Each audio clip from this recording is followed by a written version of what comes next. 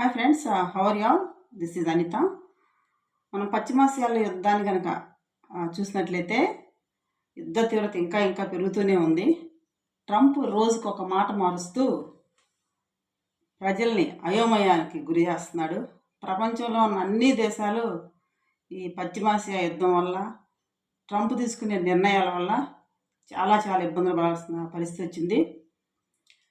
Trump మానసిక పరిస్థితి సరిగా లేదని, అతను శారీరక ఆరోగ్యం కూడా సరిగా లేదని ట్రంప్ మీద ఇంపీచ్మెంట్ రిజల్యూషన్ అంటే మహాభియోగ తీర్మానం అనేది అమెరికన్ కాంగ్రెస్లో ప్రవేశపెట్టబోతున్నారనేసి కొన్ని న్యూస్ వస్తూ ఉంది. అంటే కాంగ్రెస్ అనుమతి లేకుండా యుద్ధాన్ని ప్రారంభించడం, అలాగే యుద్ధం అయిపోయింది, యుద్ధంలో మనం గెలిచేసామని చెప్పేసి రోజుకు ఒక మాట చెప్పడం, ఇవన్నీ చూస్తుంటే అతని మానసిక పరిస్థితి సరిగా లేదనే విషయం అందరికి అర్థమవుతుంది. ఇదే విషయాన్ని అమెరికా సెనెట్ సభ్యులు కానివ్వండి, రిపబ్లికన్ పార్టీ మెంబర్స్ కూడా భావిస్తున్నారు. దీనికోసం ఇంపీచ్మెంట్ అంటే మహాభియోగ తీర్మానం అంటారు. దీన్ని రేరుగా పెడతారనమాట, ఒక తీర్మానం లాగా. దానికి ఎగువ సభ దిగువ సభ సెనేట్లో అండ్ అప్పర్ హౌస్లో కూడా రెండిట్లో కూడా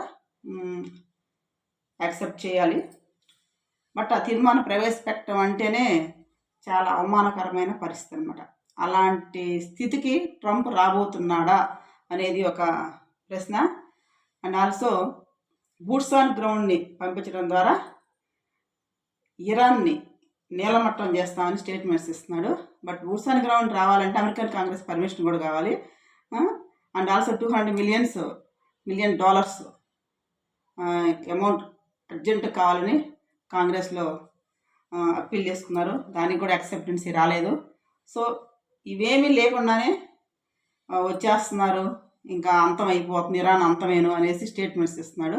అంటే దాన్ని బట్టి అతని మానసిక పరిస్థితి సరిగా లేదనే విషయం అందరికీ అర్థమవుతుంది.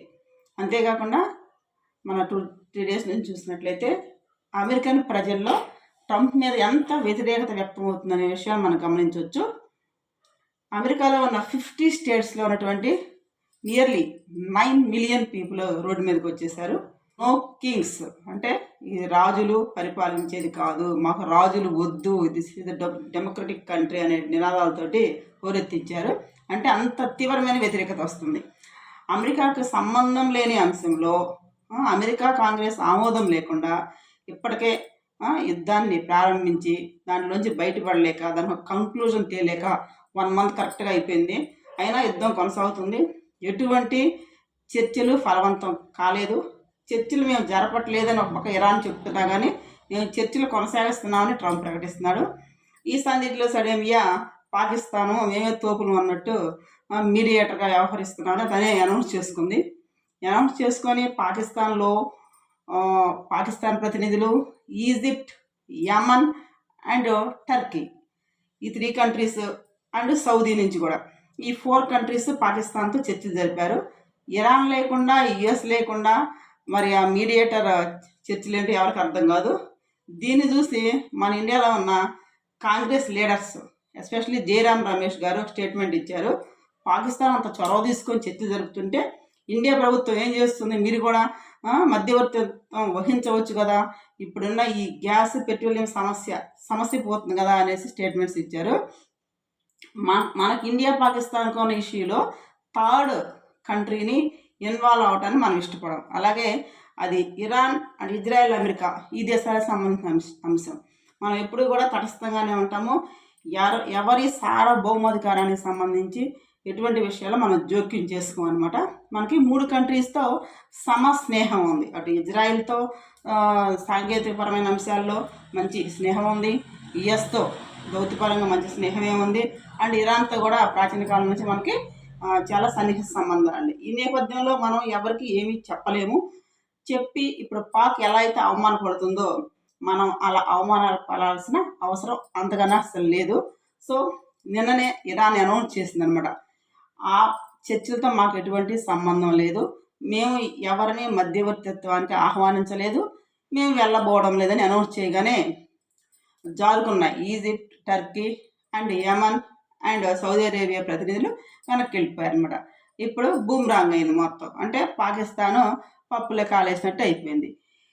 బట్ ఈ చర్చల పేరుతో ఒక 10 షిప్స్ ఆయిల్ కానివ్వండి, గ్యాస్ కానీ పాకిస్తాన్ అయితే హోర్ముజ్ జలసంధి నుంచి బయటపడ్డాయన్నమాట. ఇది ఒక్క వాళ్ళకి బెనిఫిట్ అయింది.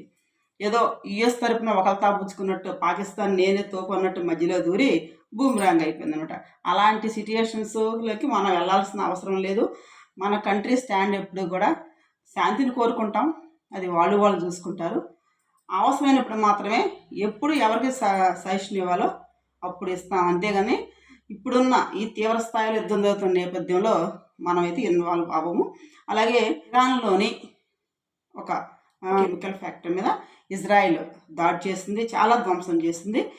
దీనికి ప్రతిగా ఖతార్లోని వాటర్ ప్లాంట్స్ అంటే డీసాలినేషన్ ప్లాంట్స్ అంటే సముద్రం నీరు మంచినీరుగా మార్చుకునే ప్లాంట్స్ అనమాట, వాటిని అయితే అక్కడ బ్లాస్ట్ చేసిందనమాట ఇరాన్. సో దీన్ని అమెరికా తీవ్రంగా ఖండించింది. ఇజ్రాయెల్ని కూడా కొంచెం కోపడినట్టే కనిపించింది. మీరు ఆ పెట్రోకెమికల్ ఫ్యాక్టరీని ఎందుకు దగ్ధం చేశారన్నట్టుగా.